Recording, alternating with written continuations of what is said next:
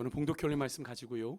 내 마음의 눈을 여소서라는 제목으로 여러분과 좀 말씀을 나누겠습니다. 우리는 오감 중에서 시각을 통해서 가장 많은 정보를 얻습니다. 뭐 오감이 다 발달해서 정보를 얻지만 이 시각이라는 건 상당히 많은 것들을 얻게 하죠.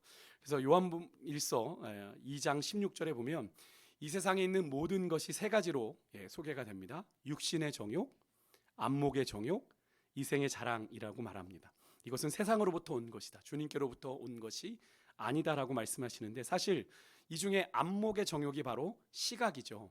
안목의 정욕은 육신의 정욕에 포함되어도 굳이 무관한데, 굳이 육신의 정욕과 안목의 정욕을 구분한 것, 그만큼 우리가 시각으로 바라보는 것에 영향력이 크다라는 것을 대변하고 있는 것 아닐까 하는 생각을 해보게 되는데요. 그래서 이 시각을 잃는다는 건 인생의 아주 큰 상실이라고 할 수 있는데, 그런데 믿는 자들에게는 이보다 더 큰 상실은 뭐겠습니까? 영적인 눈이 어두워져 말씀을 깨닫지 못하는 것이 더 위험한 거죠. 오늘 본문에 영적으로 맹인된 제자들을 예수님께서 책망하시고 눈먼 사람을 치유하시는 사건을 통해 그들의 어두운 눈을 밝혀주시는 예수님을 우리가 만나게 되는데요. 오늘 본문은 제자들이 7병이어의 기적이죠.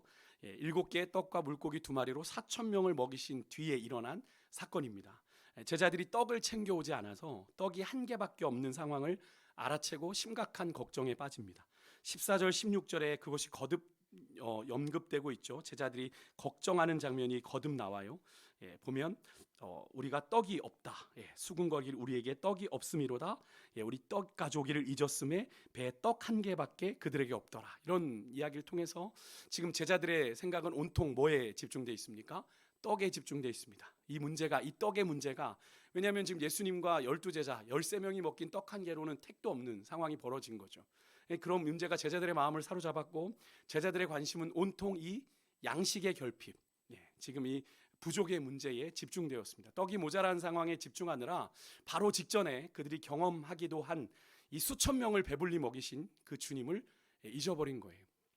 우리가 오늘 함께 읽은 본문 바로 앞에 조금 전에 설명을 드렸지만 7병이어로 7개의 떡과 2개의 물고기로 4,000명을 먹이신 기적이 나오고, 6장으로 넘어가면 우리가 너무나도 잘 아는 5병이어의 기적이 나옵니다. 결국 제자들의 시선은 예수님이 아니라 어디에 집중되어 있어요? 지금 한 개밖에 없는 떡에 집중되었고, 그로 인해서 그들은 정작 바라봐야 될 누구를 보지 못한 상황입니까? 예수님을 보지 못한 겁니다. 여러분, 혹시 문제를 보느라 예수님을 바라보지 못하면 여러분 영적인 눈이 어두워진 거예요. 혹시 우리 인생 가운데 당면한 그런 인생의 문제로 인해 여러분의 영적인 눈이 어두워지신 분 혹시 계시지 않습니까?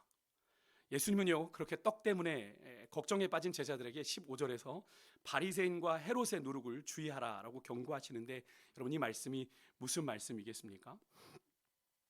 여기 보면 누룩이라는 단어는 이 반죽을 부풀리는 성질 때문에 일반적으로 죄의 영향력을 상징합니다. 물론 반대로는 천국을 의미하기도 합니다만, 반대로 이 부풀어지는 성질 때문에 이 죄의 영향력을 상징하는데, 여기서 예수님께서 경고하신 이 누룩은 유대인들이 그래서 유월절만 되면 자기 집에서 뭘 제거했습니까?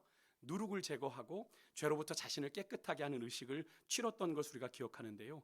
그런 관점에서 예수님께서 지금 바리새인들의 누룩과 헤롯의 누룩을 주의해라 라고 제자들에게 당부하신 이 말씀은 그들의 악한 영향력, 그들의 그 악한 영향력을 주의해야 된다라고 하는 말씀이자, 한편으로는 이 누룩이라는 단어가요, 이 아람어로 하미라라고 하는 단어인데 당시에 가르침을 뜻하는 단어가 아미라였어요. 하미라, 아미라 좀 비슷한 단어죠. 그래서 예수님이 말씀하신 이 누룩이라고 하는 건 곧 바리새인들의 가르침, 헤롯의 가르침을 비유적으로 표현하고 있다고 볼 수 있는데요. 즉 예수님의 이 말씀, 헤롯과 바리새인들의 누룩을 주의해라라고 하신 이 말씀은 그런 그들의 잘못된 가르침에 대해서 조심해라 라는 말씀을 주신 겁니다. 그렇다면 바리새인의 누룩, 헤롯의 누룩은 구체적으로 무엇을 말합니까? 바리새인의 누룩은요, 바로 종교적인 위선, 지적인 교만을 의미하고요. 그 당시 헤롯의 누룩은 우리가 지난 수요 예배 때 살펴봤던 것처럼 자신의 권력을 통해 자신의 사사로운 이익을 추구하는 그런 정치적인 욕망을 의미합니다. 그러니까 지금 제자들의 마음을 예수님께서 아신 거예요. 사실 7장 이후에 사실은 8장, 9장, 이제 10장까지 어떤 사건이 계속 반복되냐면 예수님의 순환 예고가 있습니다. 내가 이제 인자가 사람들의 손에 넘기어 십자가의 죽임을 당하고 3일 만에 살아나야 하리라라고 하는 이 예수님의 순한 예고가 반복이 되는데, 그때마다 제자들이 보이는 반응은 어떤 반응이었죠? 제가 예전에 한번 설교 드린 적이 있는데, 제자들은 예수님의 마지막 때가 가까운 줄 알고 뭘 계산했습니까? 자기들이 누가 크냐, 누가 높으냐, 그것을 늘 얘기했습니다. 또 한때는 야고보 요한의 어머니가 찾아와서 우리 아이들을 당신의 나라에 이르실 때 하나는 우편에 하나는 좌편에. 근데 그 이야기를 다른 제자들이 듣고 어떻게 반응했습니까? 화를 냈다고 얘기합니다. 지금 제자들의 마음이 어떤 겁니까? 예수님을 통해서 헤롯처럼 그런 정치적인 야망을 마음속에 품고 있는 겁니다. 예수님께서 지금 행하신 이 오병이요, 칠병이요, 이 기사와 이적들을 보니 예수님은 충분히 우리를 이 로마의 압제에서 구원할 수 있는 정치적인 메시아야.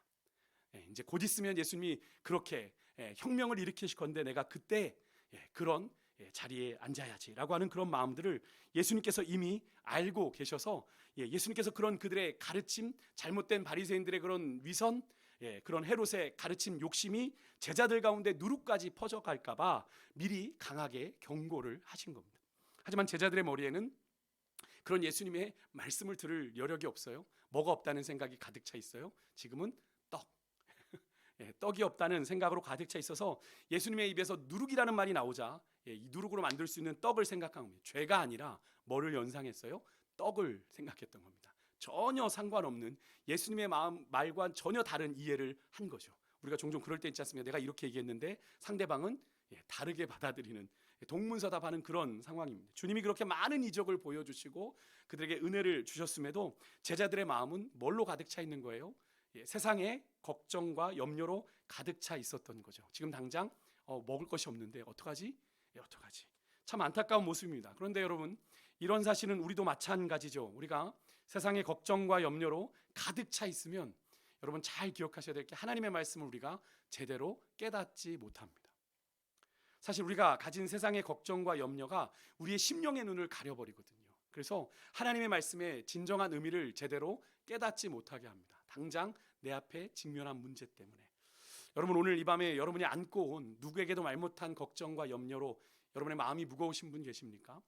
여러분, 그것을 먼저 주님 앞에 내려놓는 것이 오늘 은혜를 받는 시작입니다. 그것이 여러분의 눈을 가리고 있으면 여러분, 주님께 우리가 집중할 수가 없어요. 우리가 앞에 사람이 가리고 있으면 앞에 화면을 잘 볼 수 없는 것처럼 말입니다. 여러분, 우리가 하나님 앞에 우리가 가져온 걱정과 염려, 여러분이 가지고 계신다고 그 문제가 해결이 됩니까? 절대로 그렇지 않습니다. 제가 늘 성경을 통해 말씀드리지만 누가 염려함으로 그 키를 한 자나 더할 수 있느냐? 예수님의 이 질문은 있다는 얘기입니까? 없다는 얘기입니까? 없다는 얘기입니다. 그런데 우리는 왜 염려합니까? 그죠? 왜 걱정합니까? 우리가 해결할 수 없는데, 내가 안고 있으면 염려로 끝나는 거고, 내가 그 문제를 주님 앞에 내려놓을 때 그 염려와 걱정은 뭐가 되는 거예요? 주님의 일하심의 현장이 되는 줄 믿습니다. 여러분, 오늘 이 밤 어떤 모습으로 나아가시겠어요? 여러분, 주님 앞에 걱정 안고 왔다가 그것을 그대로, 제가 그런 비유 한번 드리지 않았습니까? 어떤 트럭 운전사가 할머니, 이렇게 짐을 잃고 가시는 할머니 태워줬는데, 그 할머니가 그 짐을 차 타고도 계속 이렇게 이고 계셨던 할머니, 내려놓으세요. 아니야, 안 돼. 그래서 그것을 다시 내려놓지 않고 끝까지 이고 있다가 차를 타고 내리는 것. 우리의 모습이, 혹시 교회 와서 예배드리는 우리의 모습이 그러하지 않습니까? 내 인생의 문제를 가지고 왔으면 주님 앞에 내려놔야 되는데, 내려놓지 못하고 내가 전전긍긍하고 여전히 붙잡고 있는 것, 그래서는 절대로 해결되지 않습니다.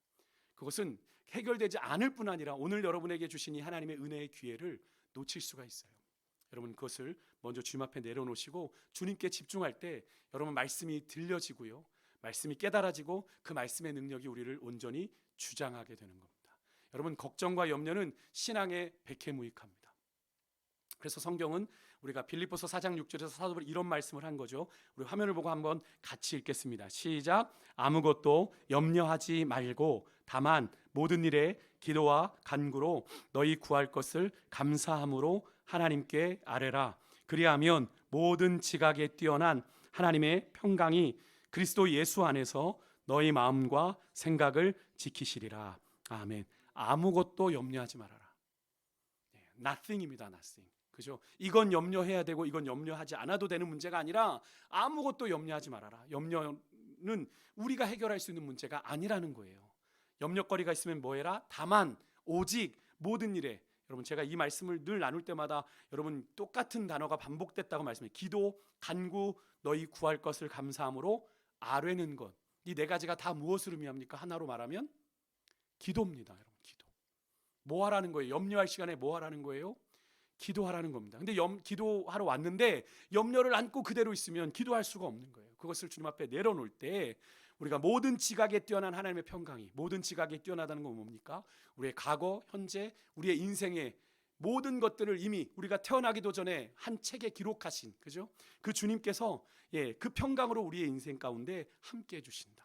우리의 마음과 생각을 지키신다는 건 염려와 걱정에 찌들어 있는 우리의 마음과 생각을 지키셔서 그 염려와 걱정에서 자유케 해주신다. 그런데도 여전히 우리가 염려를 안고 있다면, 걱정을 안고 있다면 우리는 하나님 앞에 불순종하게 되는 거죠. 분명히 여기서 아무것도 염려하지 말라고 말씀하셨는데, 여러분 이것을 반드시 기억하고 오늘 이 밤 여러분이 가지고 오신 그 인생의 문제, 염려, 걱정, 뭐 내려놔 봤더니 아무 소용 없던데 여러분 온전히 내려놓으십시오. 온전히 내려놓지 못하기 때문에 그래요. 하나님 앞에 내려놓으면 하나님이 하십니다. 여러분 제가 수요일에도 말씀드렸죠. 우리가 다 내려놓으면 하나님 앞에 그저 불쌍히 여겨달라는 고백밖에 못한다니까요. 우리가 자꾸 붙들고 있기 때문에 문제가 해결되지 않는 거예요. 하나님 앞에 내려놓으십시오. 내가 할 수 없는 문제를 여러분이 만나셨습니까? 그 부분은 주님 앞에 내려놓으십시오. 그리고 주님이 내게 어떻게든 말씀하시도록 열어놓으면 주님께서 일하시고 주님께서 말씀하십니다. 오늘 제자들에게 예수님께서 경고하신 것, 바리새인과 헤롯의 누룩을 주의하라는 말씀은 이런 말씀입니다. 누룩이 아까 제가 죄의 영향력을 가리킨다, 악한 자들의 가르침을 의미한다라고 하니까 결국 바리새인과 헤롯의 죄된 모습들, 그들의 잘못된 가르침을 주의하란 말씀인데요. 이 말은 이런 겁니다. 나를 드러내기 위한 나의 욕망, 헛된 지식, 교만, 탐욕 추구하지 말고 위선 버리고 살아계신 하나님의 말씀 온전히 실천하고 경험하는 그런 하늘의 신령한 지혜와 믿음을 우리가 사모하고 바라보며 주님께 나아가라라는 말씀이에요. 여러분 그런 인생이기를 주의 이름으로 축복합니다. 세상의 것을 바라봄이 아니라 하나님의 것을 추구하는 거예요. 하나님의 것을 바라보는 겁니다. 하지만 제자들은요, 예수님의 이 누룩이란 말을 듣자마자 자신들의 당장에 필요한 이 떡을 떠올리며 전전긍긍했어요. 하나밖에 없는데. 그래서 정말 들어야 될 예수님의 가르침에 집중하지 못합니다. 여러분 우리가 말씀을 묵상하시지만 새벽에도 아침에도 묵상하시지만 여러분 묵상할 때 여러분 앞에 당면한 문제가 있으면 하나님 앞에 말씀이 묵상이 잘 되시던가요? 아니죠. 그 문제 때문에 우리의 마음이 번민하고 불안해서 말씀에 결국 잘 집중하지 못하게 되는 것을 경험해 보셨을 텐데 그렇습니다. 여러분 우리가 제자들이 그랬던 거예요. 누룩이란 말을 들으니까 지금 떡이 없는데라는 그 문제 때문에 예수님이 정말 그들에게 가르치고자 하는 이야기를 집중하지 못합니다. 그리고 이런 오해까지 합니다. 예수님이 누룩을 얘기하시는 거 보니까 우리가 빵을 가져오지 않았다고 우리 책망하시나 보다. 아주 전혀 딴 생각을 지금 하고 있어요. 참 안타깝습니다. 사실 예수님께서 지금 곧 있으면 순환 예고를 하실 정도면 이제 거의 막바지, 예수님의 공생의 막바지에 이르렀는데 3년 동안 그래도 예수님 따라다녔던 제자들이 아직도 예수님을 이렇게 오해하고 제대로 알지 못하고 있는 모습들을 우리가 보게 되는데, 여러분 제자들이 가지고 있는 것을 내려놓지 않았기 때문에 그래요. 제자들이 예수님을 향한 기대, 그죠? 주님이 자신들에게 가지고 있는 기대가 아니라 제자들이 예수님에 대해서 가지고 있는 그 기대, 그것을 내려놓지 못하니까 여전히 이런 무지함 가운데 놓여 있게 되는 겁니다. 여러분 그래서 예수님께서 제자들의 그런 영적인 무지를 책망하세요. 뭐라고 말씀하시냐면 눈이 있어도 보지 못하고 너희가 귀가 있어도 듣지 못하는, 그리고 그들이 이미 경험했던 오병이어 사건, 칠병이어의 사건도 기억하지 못하는, 그래서 그런 그들의 영적인 무지를 책망하시면서 너희들이 떡 5개와 물고기 2마리로 먹었을 때 몇 광주리가 남았냐? 라고 질문을 다시 하시면서 그들에게 다시 한번 상기시켜 주시는 거죠. 여전히 제자들은 예수님의 말씀을 제대로 이해하지 못하고 전혀 본질이 아닌 떡의 문제, 얼마든지 예수님이 해결하실 수 있는 그 문제를 놓고 고민합니다. 여러분 저는 이 모습을 보면서 우리가 주님 앞에서 전혀 문제되지 않는 문제들을 우리가 전전긍긍하면서 정말로 주님이 우리에게 요구하시는 것을 깨닫지 못하는 그런 영적인 무지가 우리에게 있지 않은지 여러분 우리가 좀 돌아보실 수 있기를 원해요. 그런 제자들을 향해서 예수님께서 이렇게 말씀하시잖아요. 21절에 아직도 깨닫지 못하느냐. 지금 주님이 떠나실 때가 됐잖아요. 그죠? 십자가에서 죽음을 당하시면 이제 떠나실 때가 됐는데 아직도 깨닫지 못하느냐 하시며 한탄하듯 물어보시는 장면인데, 여러분 그렇습니다. 여러분 우리가 우리 앞에 놓인 문제만 바라보면 아무리 말씀 그 자체라고 하는 예수님이 우리에게 직접 말씀하신다고 해도 우리는 그 말씀을 온전히 들을 수 없고 오히려 전혀 본질적이지 않은 문제들에 마음을 빼앗기게 되는 겁니다. 여러분 그때 제자들도 2000여 년 전 그랬는데 하물며 오늘 이 시대에 예수님이 하신 그 말씀을 우리가 책으로 받아 읽고 있는 우리는 어떠하겠어요? 여러분 문제를 당할수록 우리는 더욱 문제에 집중하는 것이 아닌 그 문제를 우리에게 주신 하나님의 말씀에 집중함으로 그 상황을 통해 내게 말씀하시고자 하시는 주님의 마음에, 주님의 뜻에 우리가 집중해야 될 줄 믿습니다. 여러분 온전한 예수님의 제자가 되기를 원하고 하나님 나라의 완성을 꿈꾸는 그런 우리의 삶이 되어야 되는데, 그런 삶이 되길 원하신다면 우리가 해야 될 건 믿음의 눈을 들어 주님만을 바라보는 거예요. 인생의 문제를 바라보는 게 아니라. 여러분 예수님께서 마지막에 지금 벳세다로 가셔서 22절에 보면 벳세다로 가셨는데, 여러분 벳세다란 이름의 뜻이 어부의 집이란 뜻이에요. 어부의 집, 물고기의 집이란 뜻입니다. 누가 연상이 되십니까? 예수님께서 왜 벳세다로 가셨을 것 같으세요? 대부분 어부들이었던 예수님의 제자들의 모습이 여러분 연상되지 않으십니까? 마가는요 이 사건을 통해서 벳세다의 맹인과 여전히 눈 어두워서 예수님의 그런 존재를 제대로 인식하지 못하고 있는 제자들을 지금 비교하고 계시는 거예요. 다시 말해서 벳세다의 맹인, 예수님이 2번에 걸쳐 고치신 이 맹인이 곧 누구라는 거예요? 아직 예수님에 대해서 제대로 눈뜨지 못한 예수님의 제자들이라는 것을 보여주고 계시는 겁니다. 이런 전제를 가지고 예수님께서 벳세다에 도착하셨을 때 사람들이 맹인을 데려와서 고쳐달라고 했고, 예수님께서는 그에게 어떻게 그를 낫게 하셨습니까? 2번 안수를 하셨습니다. 좀 이상하지 않습니까? 예수님께서 과거에는 맹인들을 한 번에 눈을 뜨게 하시고 그냥 고치셨는데 왜 굳이 이 벳세다에서 이 맹인은 2번에 걸쳐서 치료를 하신 걸까요? 예수님의 능력이 떨어졌나요? 능력치가. 그래서 능력치를 요만큼 한번 쓰고 또 한 번 써서 2번 낫게 하신 겁니까? 여기에는 특별한 의도가 있습니다. 벳세다의 맹인처럼 제대로 보지 못하는 예수님의 제자들, 그들이 눈을 뜨게 되는 것, 이런 단계를 거쳐서 그들이 벳세다 맹인이 눈을 떴던 것처럼 예수님의 제자들이 눈을 뜨게 될 거다라는 것을 가르쳐 주시기 위해서 이 기적을 행하신 거예요. 보시는 것처럼 예수님의 제자들은요 예수님을 믿고 이렇게 따를 만큼 영적인 눈이 열렸습니다. 그죠? 따를 정도까지 눈이 열렸지만 예수님이 말씀하시는 하나님 나라의 비밀을 완전히 이해하고 깨달을 만큼 영적인 눈이 밝아 있지는 않은 상태였죠. 그래서 예수님과 지금 제자들의 상황은 동상이몽입니다. 예수님은 분명히 이제 순환 예고를 하시는데 그들은 누가 크냐? 예수님이 이제 혁명을 일으키면 누가 높은 자리에 올라갈 거냐를 고민하고 있는 전혀 다른 생각들을 품고 있지 않습니까?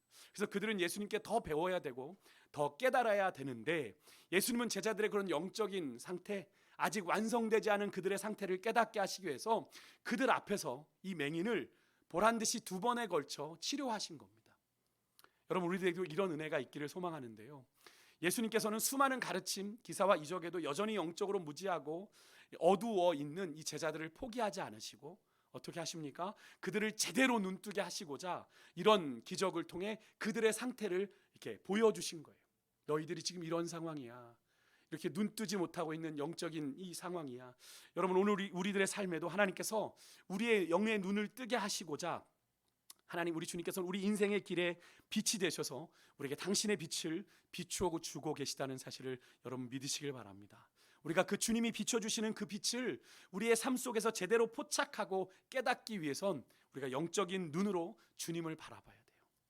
육신적인 눈으로, 현실적인 눈으로, 이성적으로 바라보는 게 아니라 하나님이 행하실 일들을 바라보며 믿음의 눈을 열어 주님을 바라봐야 돼요. 여러분 눈이 어두우면 온몸이 방향을 잃어버리게 되죠. 갑자기 불이 나갔을 때 경험해 보십니까? 갑자기 암전이 되어서 아무것도 보이지 않을 때 우리는 방향 감각을 잃어버리게 되는 것처럼 영적인 눈이 어두워지면요 우리는 분명히 가야 될 길이 주님의 뒤를 따라가는 십자가의 길인데 우리가 어떻게 됩니까? 세상에 우리의 마음을 빼앗겨 세상으로 향하는 것을 우리가 보게 되는데, 여러분 탐욕으로, 욕심으로 우리의 눈이 어두워지지 않기 위해서 어떤 상황 속에서도 여러분 주님을 바라보시는 그런 은혜가 있기를 소망합니다. 그렇게 할 때 우리의 영적인 눈이 밝아져서 주님 바라보시는 그곳을 함께 바라보며 주님이 인도하시는 그 길을 우리가 믿음 안에 함께 걸어가게 될 줄 믿습니다.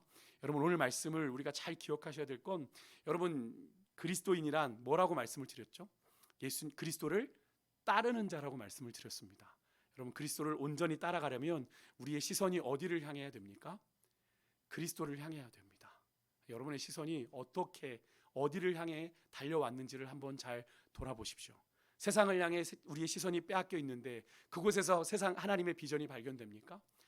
거기에 세상의 욕심에 우리의 마음이 빼앗겨 있는데 하나님의 비전이 깨달아지겠어요? 아니죠. 우리가 주님을 바라볼 때 주님이 나를 통해 어떤 일을 행하실지가 깨달아지는 거죠.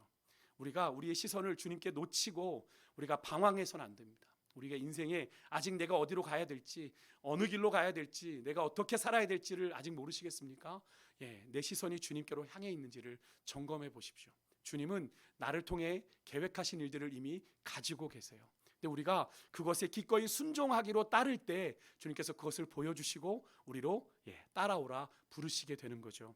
여러분, 아직도 우리의 시선이 열리지 않은 분 계십니까? 하나님의 뜻을 잘 발견하지 못하신 분 계세요? 오늘 이 밤 하나님 우리의 믿음의 눈이 열려지기를 소망합니다. 나를 향하신 하나님, 내 인생을 향하신 주의 뜻을 온전히 깨닫고 그렇게 주님이 바라보시는 그곳을 함께 바라보며 천국 가는 그날까지 그 믿음의 걸음을 걸어갈 수 있는 저의 인생이 될 수 있도록 그렇게 우리를 사용해 달라고 그렇게 소망하면서 우리 함께 찬양했으면 좋겠습니다. 우리가 아까 마지막 불렀던 찬양인데요, 우리 시선 함께 부르고 우리 같이 기도의 자리로 함께 나아가도록 하겠습니다.